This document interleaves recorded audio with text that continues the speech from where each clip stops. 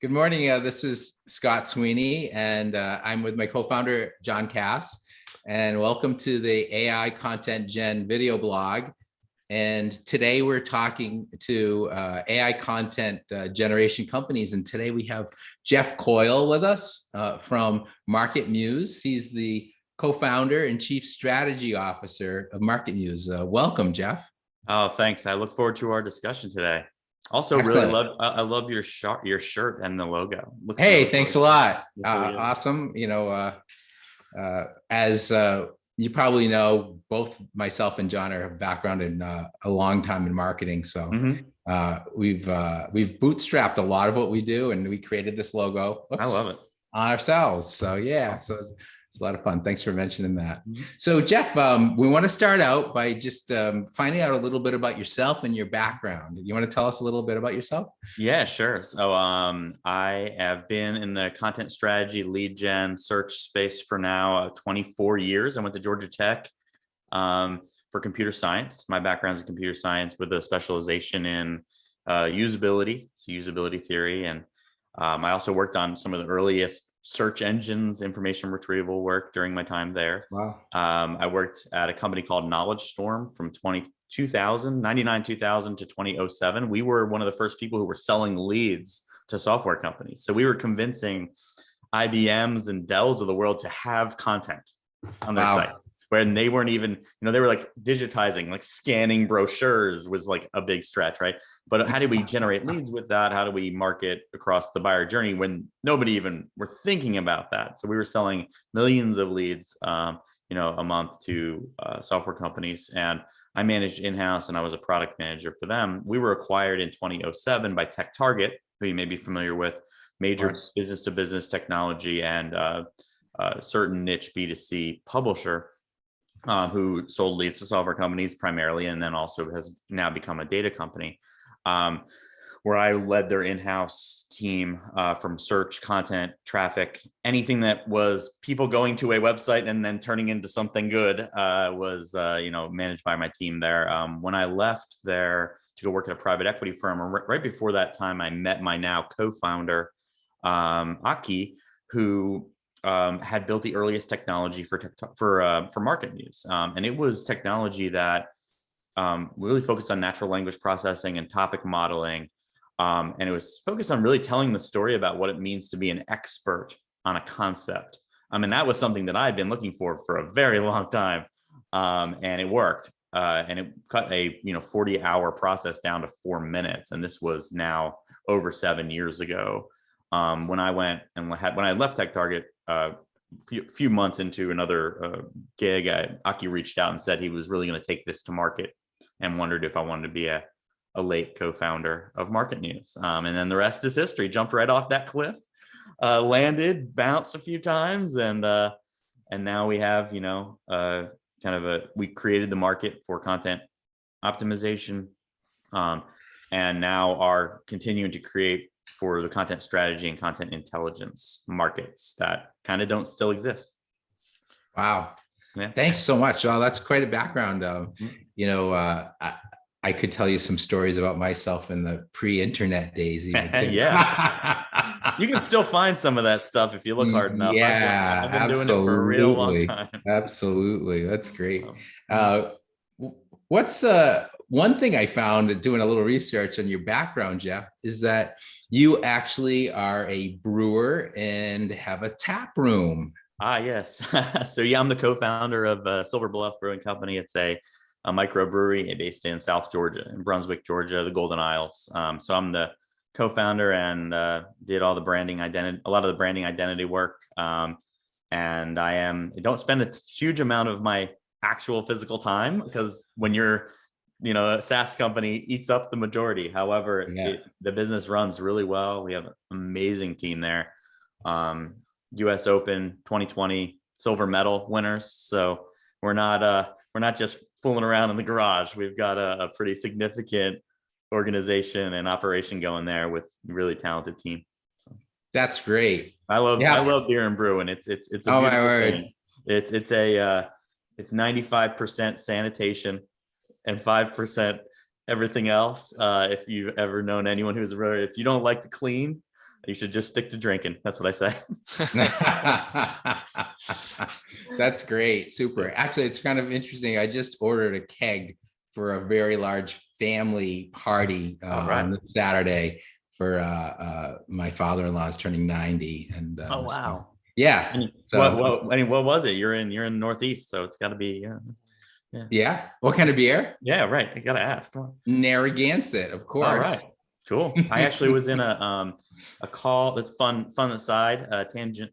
I was in a call early on in fundraising for MarketMuse live, and we were at the venture capital firm or private equity firm, I forget, who had been the major investor in Narragansett when they restructured. No kidding. So yeah, and they're in That's Boston. awesome. So if you go look it up, I don't remember exactly who they were. But Yes. if you look up VC Narragansett, it probably is like the 2014 to 16 timeframe. They actually had funding from someone who also funds SaaS companies, which is just super unique. That's crazy. I actually met the CFO on the Cape Cod, just going into a beer store on the way to, going to where we go for the summer.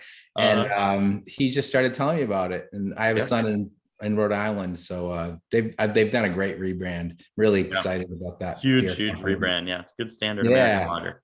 So let's get into this. Sure.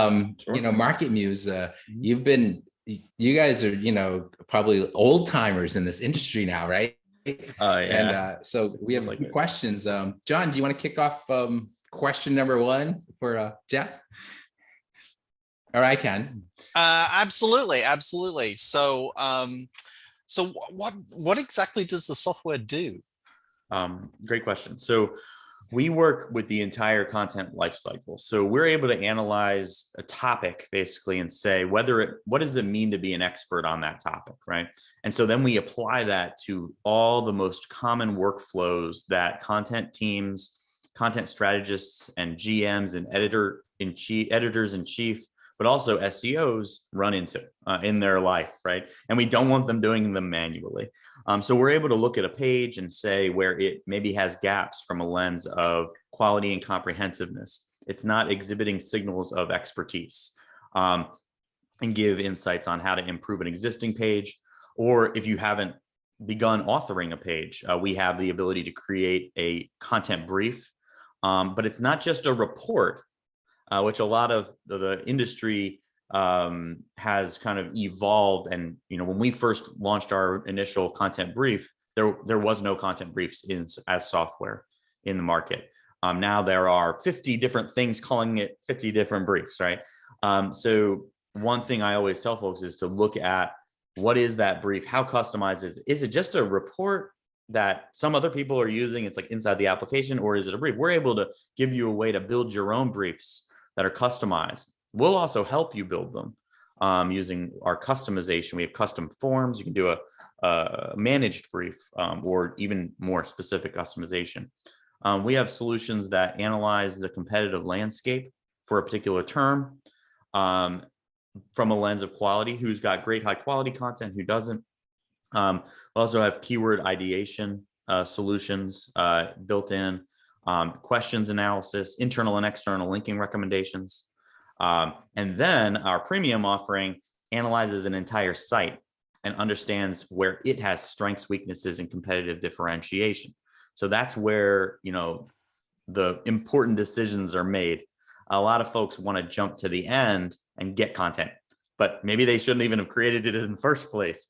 Or it's not going to have an impact, even if it's the best page ever. I like to say this one a lot, but because I have a visual aid always near me, is I can go write the best brand new iPhone review, and I can go throw it on johncassisblog.com, and it could be the best thing in the world. It's not going to impact my business at all, right? I go throw the same review on CNET, and it's going to own. And it's not just because of links. It's because I have exhibited expertise. I have exhibited topic authority, which we represent as breadth and depth of coverage, quality of coverage, comprehensiveness, exhibition on particular intents that I have written about reviews. I've written about phones. I've written about electronics, so I deserve it, right? A lot of those folks are really writing whatever, not semantically related to anything I've ever done. And the expectation is that one page on a topic is enough to get it done. And it's not reality. So we're the only in-market solution for content intelligence and strategy that tells teams how much content they should create on topics. How hard is it going to be? So it effectively gives a business real predictive return on investment and predictive expectations of what that investment should be in the first place. So I need to go write 50 articles about promotional tap handles in order to own that topic, right? Well, am I willing to invest in that or not, right? Those are the types of questions that a lot of teams don't even know to ask, because this industry from a writing perspective is very much run by the mass writing and SEO user profile. But the real tough decision making is made by the GMs, by the content strategists, by the editors in chief, who have to decide what they're going to invest in the first place. And that's where briefs are critical, because they create that source of truth. So the GM says, I need an article about the best phone conductive headphones, right? They don't just say that to a writer and that's it. If they do that, first of all, the writer's going to be completely inefficient. They're going to go, okay, well, maybe I can use this GPT-3 thing over here. And then they send something back and the GM's like, that's not what I wanted, right? And that feedback loop is devastating to teams. So our goal as a business is to improve your hit rate on picking what to write, to know how much to write, and also improve the communications between decision makers, writers, and SEOs. That's where the real loss, the unknown losses happen in our space. And that's what we're looking to combat. So I remember going to the basement of the Arlington Public Library a couple of years ago and seeing Ake speak about his new tool, and which was sort of focused on the topical SEO stuff at the time. And it was kind of interesting because I've been working in SEO for 20 years or so. I was with Portent Interactive with Ian Laurie on the West Coast, right? Know them very well. And I think what struck me at the time was that it was edging towards how Google was changing. But I think a big factor of that is, you talk about content strategists or content designers. It's what do you need to write about? I mean, I think that's what we're getting at here with some of these new tools that the AI content generation industry is providing, like yourselves, right. Is helping the companies to understand what you need to write about, right? Yep. Well, no, you've nailed it, and it's really that's the evolution. I think that's the next phase of evolution for this market, is people getting to the decision making processes and kind of getting out of the groundswell or the excitement about kind of cheating or gaming a system. It's not a path to longevity, and that has always been the case. But the SEO world, as you know, you've been in this space, right, around, probably entered it right around the same time. It cycles. It cycles with a new technology will come out, then it breaks into how can we use it to game the system, then it's how can we build real sustainable workflows for business, and then a new technology will come out and that same poof happens. And we have just seen this all happen with product content over the past few years with the Amazon affiliate boom, massive investments in that. And then you've seen, at the end of last year, the crash from product reviews update, where if you aren't actually reviewing the products and you write a review for it, we gonna get you, right? And then you're going to see that again. There's a huge groundswell in generated content that's not checked. And then you're going to see police of that, ensemble approaches to detection. And ensemble approaches to detection are already in place in-house in various shapes and forms. And you're going to see what the impact of that is. And it's going to be tough when people are using outsourced writing professionals who are using these types of technologies. Who knows what's going to happen, right? But that's good. So the ebb and flow isn't unusual here. So in my situation, with MarketMuse, we're looking at the entire content lifecycle, all the decisions that get made each one can either be manual or have some automation or some artificial intelligence automation components to increase performance and efficiency. And impacting each stage has always been our focus. And if we can improve your hit rate on what you said, John, decision making. I like to think of it, we were talking about baseball and batting average, and then also slugging percentage, right? So if more of your content you publish or the content you touch is successful, whatever success means to you, let's say the average team that we profile is about 10% efficient, right? So one article out of 10 does what they expect it to. That's terrible. That's why content teams are, considered to be like some sort of voodoo, right? Let's say that's 30, 40% efficient, right? And that changes everything for that team. That's huge. I mean, that changes everything for that team. Right. Jeff, you mentioned something that tickled my ears as because as a former CMO, and also, just I consult with many different companies on business in general. They are looking for ROI, and you said predictive ROI. Can you just expand on that a little bit more? Yeah, sure. I can give piles of examples, but the core value of MarketMuse is predictive ROI for content. So being able to say how much content needs to be created on a topic to either maintain or grow your presence and your authority on a concept gives you the basic infrastructure to be able to ask for budget and answer the question why for content, instead of just saying nothing that relates to data. I mean, which is most of the case, or you're fighting rankings, or you're doing tail wagging the dog, justification where you're like, I have to update this page and add words to it, right? Well, what if that won't have that impact, right? How much content do we need to create? How much competitive advantage have all the other aspects of the CMO's efforts, of your efforts, impacted our business? That's the branding, the identity, the off-page factors, links, and just the power of the site, right? And so having all those things distilled into topic-specific metrics can tell us information like I just described. It can say, okay, well, I mean, here's a great example, a B2B technology company that worked with, I use this example a lot, but has 2 product lines, and they want to grow leads 30% to each product line, okay? Well, a typical B2B technology company, what happens? You get 50,000, you get 50,000, but that's not the reality of content. And that's where businesses do it wrong. And so what MarketMuse can say is, well, to grow 30% in this one segment is going to cost you 8 times as much as the other one, because you don't have existing competitive advantage. So you got to write 150 articles on this and update 80. Well, this one, you only have to create 30, right? So measuring and managing and predicting return on investment for content changes the way that CMOs both report, define, and then justify their investments. So I know, for example, what the content item that Steven Jeske, my head content strategist, should write next on our blog. It's going to have the biggest impact on our business.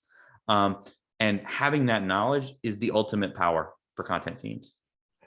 Great, thanks. Yep. That's pretty exciting. Mm-hmm.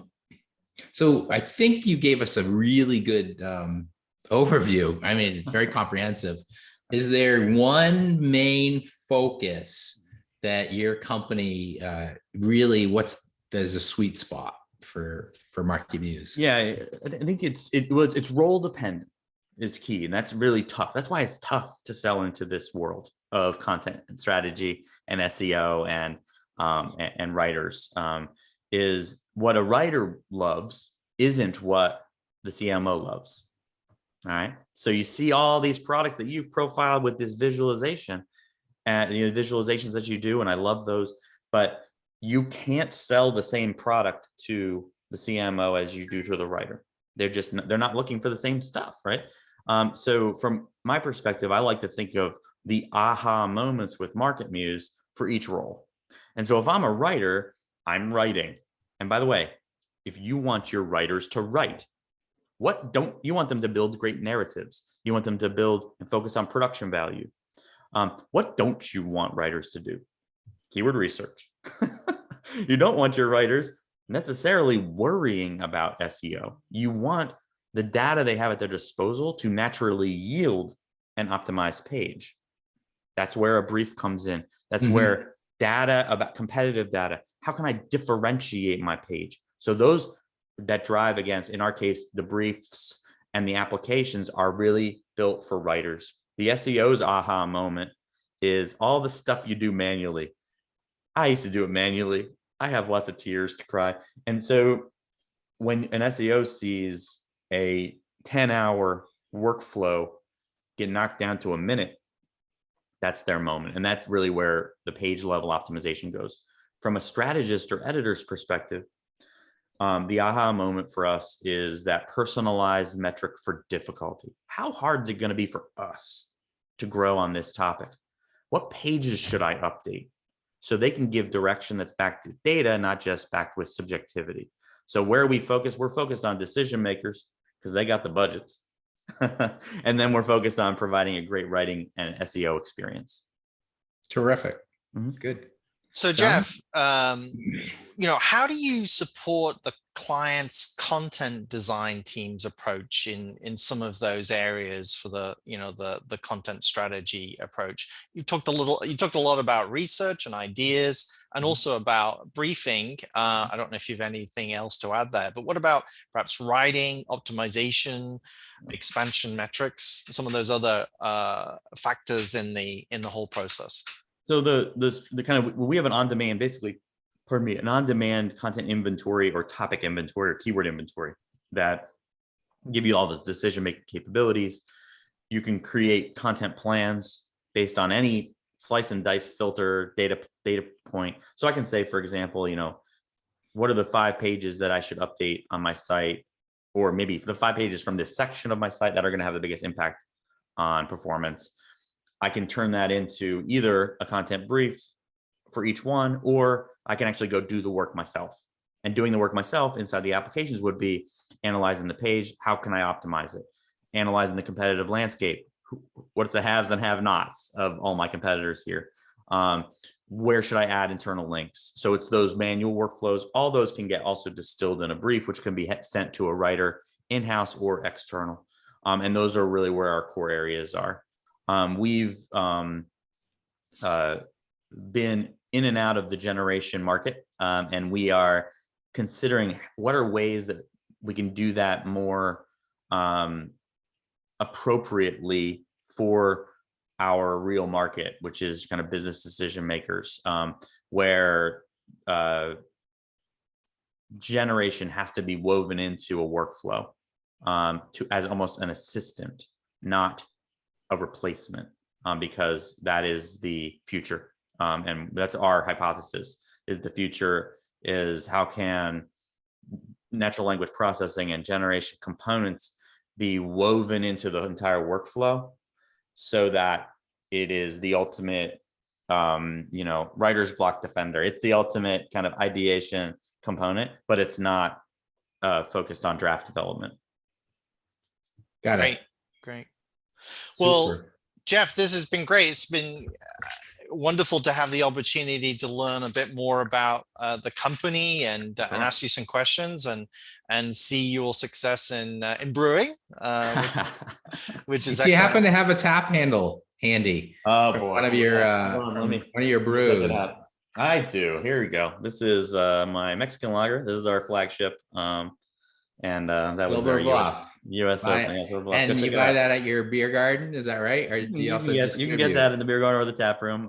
Cool. We're right about to have our 2nd anniversary open July 1st. So it's awesome. It's a cool project. It is definitely a passion project, and one that is super special. MarketMuse is doing some amazing things as well, and I think to be able to take kind of the 2 things that I've the most passion for and turn them into businesses has been a fun part of my life. Congratulations. That's awesome. I have one final question for you. And it's one that I love to ask people. Cool. It's what's one thing about AI content generation that most people believe is true, but you think is not? All right. Good question. One thing would be that, God, I have so many things. But one thing is that there are methodologies of the past that involved copying competitors, right? Or aggregation or stitching of competitive information in generation. And there's still a perception that one can rush to the end of the content process and actually get a draft and edit it more efficiently all in than doing it with a repeatable process. That is still the myth of poof, and I've got this thing that is now going to add efficiency without having thought through the process.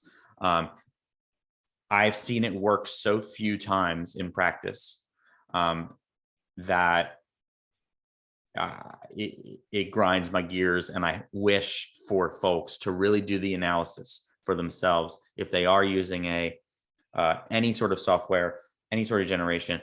Do the analysis of understanding how much content did we create, how much time did we actually touch it, how much resource. The true cost of content is one, and then the true cost of an effective page of content is two. So the biggest myth I have is how much content actually costs. Great. Thank you. I appreciate that. Very, very insightful. Well, thank you, Jeff. Really appreciate you joining us today. And thanks for joining us on the AI content video podcast. And also thank you to the audience for supporting us. We'll see you next time. Great. Pleasure. See you. Take care. Yeah.